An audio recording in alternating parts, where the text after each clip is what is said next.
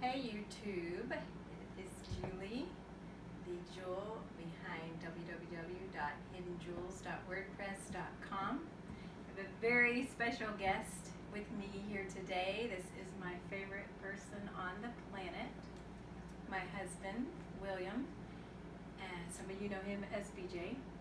And today we are going to talk about how everybody reacts differently to THC.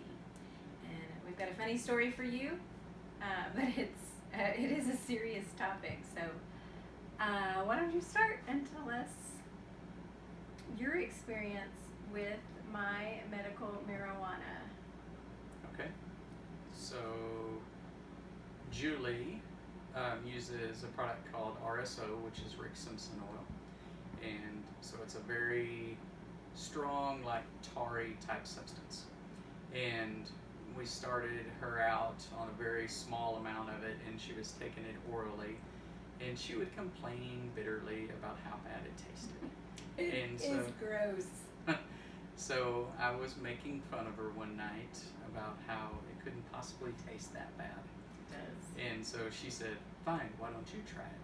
And so the way we were taking it was little drop of it, small little drop, like size of a grain of rice, on top of a little Reese's miniature cut in quarters. So it's just a little bit of Reese's peanut butter cup, a little bitty drop of the RSO. And that's how I was trying to actually get it down, because I just literally could not swallow it without something to mask the flavor, and we also needed the fatty absorb food to help to activate the digestive system and help to get it moving into the bloodstream quicker.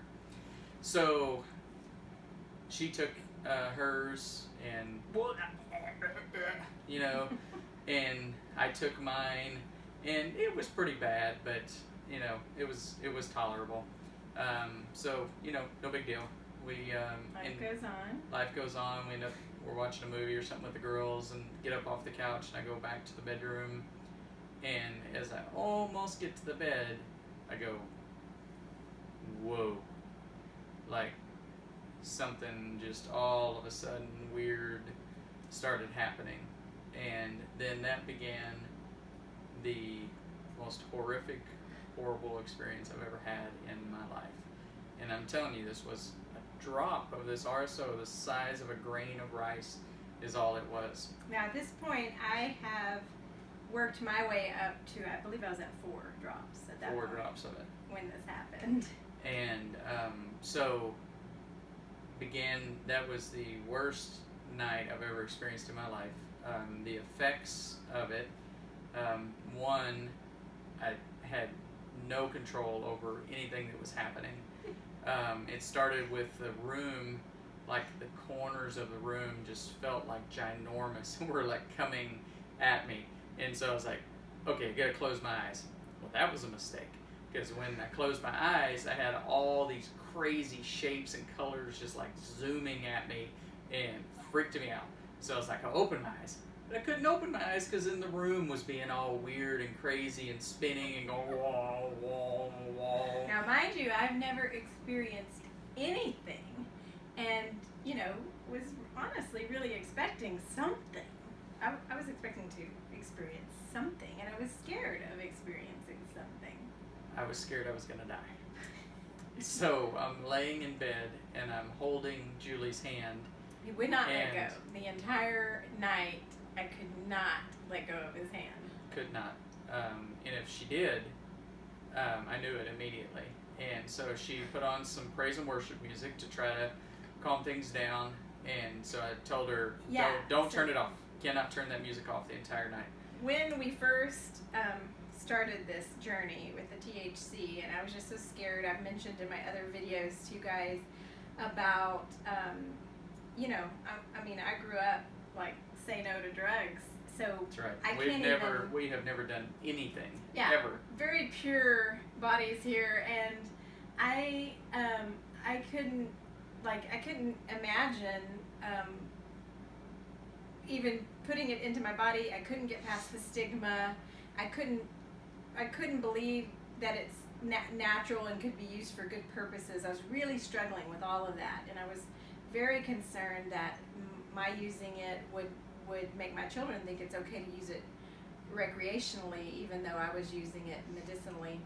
And so, so when I was getting up my nerve to actually start trying this to try to fight the cancer, I had talked with a mentor, actually from our church, who's very familiar with these things, and I said, well, do I call 911?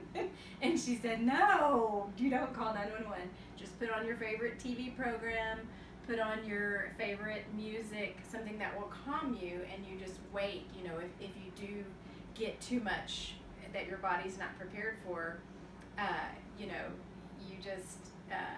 you just wait it off. My body was not prepared for the grain of rice size of this. So he's I'm has laying me there. put on the music. I'm laying there. All of a sudden, my feet weigh like 200 pounds. I'm like lifting my legs up. I'm like, oh my gosh, my legs! And it's ridiculous. They weigh so much. I can't Guys, move them. It's like ridiculous. And- I'm like, your legs are normal. But they weren't normal. They felt like they weighed like 200 pounds. And so I'm laying there, I'm like repenting with the Lord. I'm like, God, I'm so sorry. I'm so sorry I tried this. I'm so stupid. It was so stupid. I'm sorry I made fun of Julie. I'm sorry I put this in my body. Please forgive me. I'm never going to do it again. I'm never going to do it again. Never going to do it again. And I was like, just please don't let me die, Lord. Please don't let me die. Please don't let me die. And so at some point, this goes on for hours. And then at some point, I have to go to the bathroom. But I can't walk. He's like, So- I can't stand. I can't. It's not like that. It was not like that. I just It was like that. I'm like, Julie, I have to go to the bathroom. But I can't make my legs work. I can't make them work. I'm like, your legs work. They did not work. Did not work. So They were working. I end up rolling out of the bed, and I'm down on the floor on all four of my hands and knees, and I'm gonna crawl to the bathroom. You did. And so, but it's like I can't get my arms to move. I'm like, ugh, and then like, ugh, and getting my leg to move and getting the other leg to move. I am dying. And I finally laughing. make it to the bathroom, and I'm like, I can't stand up. I can't make my legs stand up. I'm like, you can stand. And I cannot stand up. And so I grab the door frame of the bathroom and I start pulling myself up the door frame of the bathroom to get standing up. So I get myself stood up, and then, oh my gosh, it ends right there. I start We learn a new word in life. scromiting. Scromiting. Okay? So my daughter that is 18 is in there trying to figure out what we need to do with Dad, who's pretty out of control. So And she's Googling. Okay? And there's a real word, guys. It's called scromiting. So I've experienced it for the first time in my life. Screaming Screaming And and vomiting, and simultaneously. horrendous. I felt like I was being delivered of demons coming out of me. I was like, okay, Lord, just get them all out and just This is one drop, guys. and just over and over and over and over again. Like, I didn't think it was going to stop. And it just kept going and going and going. And then I could stand up and go to the bathroom, which was the whole point of getting into the bathroom, so that I could do this. And then I'm back down on the floor and I can't move. And so I'm just laying there in the bathroom floor, and Julie comes in there and she's like, is there anything, as she's laughing her head off, is there anything I can do for you? I said, just give me a pillow. I'm sleeping here on the floor tonight. And so she got me a pillow and a blanket. And you kept asking me to call our friend from church. Yes, and just kept it's saying. 1 a.m. And I'm like, I'm not calling her. She said to turn on your favorite music. So when you think you're gonna die, you need whatever help you can get. And so I end up laying there in the floor until, I don't know, probably 4 or 5 in the morning. Got up, crawled back to the bed, and then was able to stand up to get into the bed. and then my alarm goes off to Well, get wait, the funny thing is, he had insisted I do not turn the praise and worship off, but he would doze off, and I was in the middle of this court case, and so I would try to turn it off of the praise and worship and watch the testimony of from the court case, and then he would be like, "Turn it back on! Turn it back on!" And so we did that all night long before my alarm went off to get up for work. And so my alarm went off. I was not in any state of mind to be able to drive to go to work. So I ended up just sleeping it off until how many hours 30, total did you sleep? 37 hours. So Until it finally let me go the next morning. What is the moral of this story? So after all of this, whenever I got home, it all wore off, and I finished the whole episode of just horrendous. I said, Julie, when I get home from work tonight, this is the next day after this, 37 hours later, I said, we're going to talk to the girls about drugs tonight. We had a very serious talk about drugs yes. and things that affect and alter your mind. Yes. And so I really think that the whole purpose of this is so that I never, ever, ever even think about ever touching anything like that again in my life. I tell you guys, it was horrific. There was nothing, not one single thing that was pleasurable or pleasant or anything that was good. It was really, really, really, really bad. So bad. So bad. See, my stomach is like cramping up now thinking about this vomiting. And the smell. What about the smell? The smell of the Oh yeah. RSO So really anytime I get that that odor comes in, it just immediately triggers all of those memories and goes back to that time. I'm like, oh my gosh, so bad. So I have to be really careful because I smell like it quite a bit of the time. Or the girls will say, they'll come into the house when I've made my suppositories and they're like, Mom, your stuff stinks so bad. But one of the really crazy things about this journey, like, who would have ever thought we would be sitting here discussing this, because it's the furthest thing from the kind of people we are. We are believers. We're good Christian people who are not into altering our minds in any way. We don't drink alcohol. We don't, not a drop. We don't put anything into our body. We consider our body a temple, and like I've mentioned before, it's just such a difficult mental transition for me to do these natural things that clearly God put on the earth for a purpose.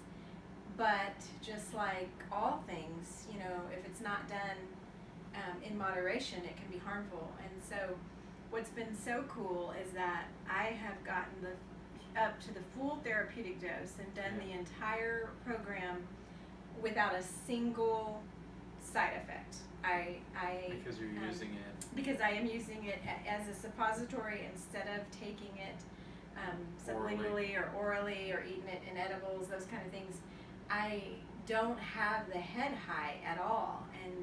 And for me, when I first was told, I'd be sleeping pretty much day and night for 6 weeks in order to do this treatment, 6 weeks, leaving my family behind for 6 weeks and missing out on my girls' lives and with BJ, I didn't want to do that at all. Those 6 weeks were so valuable to me. I was scared to give that time up.